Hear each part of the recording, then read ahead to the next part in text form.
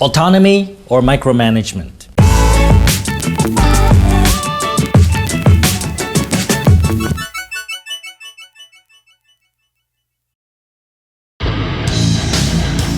Take effing action, put it together, and subscribe to Tom Peng's channel on YouTube now. Yeah, I like it. It's crazy. This seems to be a very deeply debated topic, right? How do you manage employees? Do you give them freedom, autonomy, let them do what they want? Or do you micromanage them, like tell them every step? Like do you do step 1, step 2, step 3, step 4, step 5, and then you look at the results, you carefully examine everything. You're there to be an asshole, right? So which one is right? Some people say that autonomy is the right way to go. Give them freedom, give them free choice, let them make mistakes, and eventually they'll get it right, right?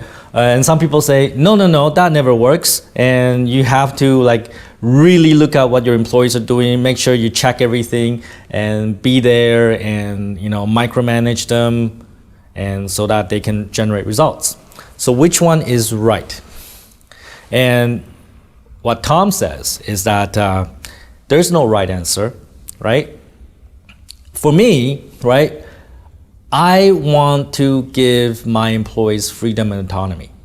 I want them to be able to take care of business themselves. I want them to be able to run the team by themselves, right? Because it's good. I don't want to manage them. I want my teams to manage themselves because I got enough things to do during the day. I'm working 16, 18 hours. My day is crazy when you run multiple businesses. Because I'm not very good at focus. I like to do many things at once, including this YouTube channel. It's a weakness of mine. Because I'm like that, I need teams that can really run themselves, right? I need teams that are motivated, driven, talented, that can do things by themselves without my intervention, right? But you don't always get that, right? Not every team operates like that. So over the years and looking at other companies and looking at my previous experience working in other companies, running other companies, I have come to the conclusion that, so there's no right way of doing this. You really need to look at your current situation and then decide what is the best approach. There is no right answer, right? But there are some guidelines that I can give you, right? I can tell you some experiences I have today. Right? For example, like my engineering team is awesome, right? They really don't need my management. They don't need my interference, right? Basically, I just give them really high-level directions. I want to build call center in Q3. I want to build a new theme engine in Q4 or whatever. I just give them very high-level directions, and the team is capable and talented enough to go and execute and make that happen, right? So when you have a team like that, generally you can get out of the way, right? You don't need to spend time there. I'll talk about another company that I have that I generally don't step in because, again, I have great managers there. You know which one I'm talking about. I don't really step into that company. Probably I do it not even once a month. I feel guilty for not paying more attention to that company, but I'm lucky to have some really great managers running that company, and as a result, I don't really need to manage it. They manage the team very well, and the team is also very capable, very strong. When you have teams like that, you're blessed. Let them have freedom and autonomy. But on the other hand, when your team is struggling, let's say they miss every deadline, they cannot accomplish anything, they cannot meet their goal, right? Let's say you have a sales team, a marketing team that, if you're not there, things just kind of, self-destruct, they just collapse, right? Then you need to be there, right? You need to be there and be the leader, and even if it means you have to micromanage, right? Not everybody knows how to manage themselves. Not everybody knows what to do. Well, first of all, you should not hire those people in the first place, but let's say, unfortunately, for whatever reason, they end up in your team and they're shit and they cannot really execute, and you got to be there.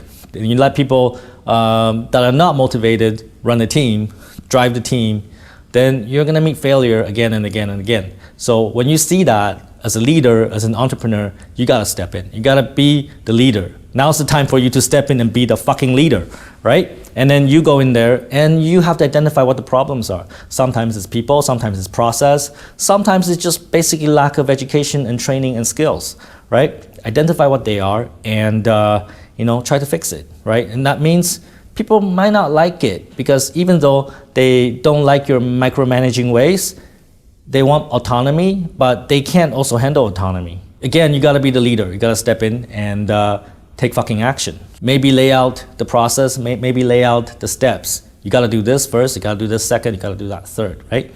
And then help the team adjust, make changes, and achieve results. And sometimes you gotta let people go. So ideally, in the perfect world, I want every team of mine to be self-running, to be very capable, so that I don't have to manage them. That would be nirvana. That would be heaven. That would be a dream come true. But it's gonna take some time to get there. So my engineering team, very good. My YouTube team, very good. My sales and marketing team needs some work. So I will continue to spend time with those teams. So my challenge is that I have so many things I need to do, and I also have these teams that need help. So I need to figure out how to use my time, how to split my time among these teams so that they get the help, direction, and assistance that they need to be successful, right? And hopefully one day, when they get enough assistance, when they learn enough, when they're really motivated enough, they will become a self-running team as well, like my other good teams, right? And then that would be fantastic. So final thought, there's no right answer on how to manage your teams. You really need to look at the makeup of your team, the ability to execute in your team. If they're great, back off, right? Let them enjoy the freedom and autonomy, let them run themselves, and you also enjoy not having to micromanage them. But if you have teams that cannot perform, they cannot execute, they cannot deliver results, you as the leader must step in and do whatever it takes, take fucking action, and make sure that team can be changed to deliver results, even if it means you have to micromanage. Take fucking action, and don't be a fucktard.